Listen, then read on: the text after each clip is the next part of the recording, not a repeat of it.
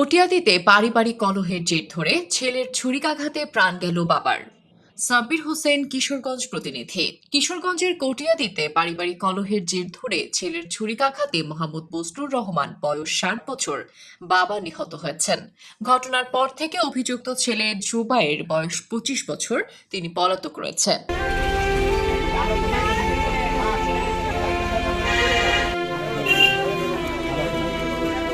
নিহত মোহাম্মদ বজলুর রহমান উপজেলার চন্দ্রপুর ইউনিয়নের পশ্চিম মণ্ডলভোগ গ্রামের বাসিন্দা। পুলিশ ও স্থানীয় সূত্রে জানা যায়, পারিবারিক বিষয় নিয়ে কথা কাটাকাটির এক পর্যায়ে বাবা ও ছেলের মধ্যে ঝগড়া হয়।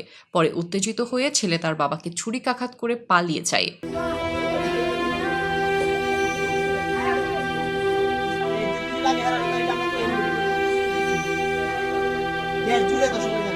গুরুতর আহত অবস্থায় বাবাকে উদ্ধার করে উপজেলা স্বাস্থ্য কমপ্লেক্সের জরুরি বিভাগে নেওয়া হলে কর্তব্যরত চিকিৎসক তাকে মৃত ঘোষণা করেন। পরে খবর পেয়ে ঘটনাস্থল পরিদর্শন করেছেন পুলিশের ঊর্ধ্বতন কর্মকর্তারা। এখানে যেটা ঘটনা, একটা বজলুর রহমান বয়স 65, পশ্চিম মণ্ডলভোগ, যেটা প্রাথমিক তদন্তে জানতে পারছি ছেলের সাথে পারিবারিক দ্বন্দ্ব। বাবা তার ছেলের কাছে টাকা চেয়েছে কৃষিকাজের জন্য, তো ছেলে টাকা দেয়নি। তো সেক্ষেত্রে বাবা চালাকি করে ছেলের একটা টাচ মোবাইল আছে, টাচ মোবাইলটা মানে লুকায় রাখছে যাতে সে কিছু টাকা দেয়, আর কিন্তু ছেলে আর টাকা দেয় নাই। পরবর্তীতে বাবার কাছে মোবাইল চায়, এই মোবাইলটা সে না দেওয়ার কারণে এই বাবার সাথে সে তর্কে জড়ায় যায়।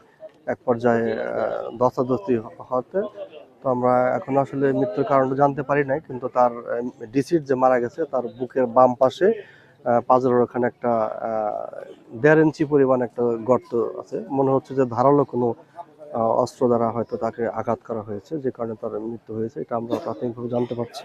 এখন পোস্টমর্টম করলে হয়তো আমরা বিষয়টা জানতে পারবো। মরদেহ ময়নাতদন্তের জন্য সৈয়দ নজরুল ইসলাম মেডিকেল কলেজ হাসপাতালের মর্গে পাঠানো হয়েছে। ভাট্টা হাওয়ার তদন্ত কেন্দ্র, কটিয়াদী, কিশোরগঞ্জ।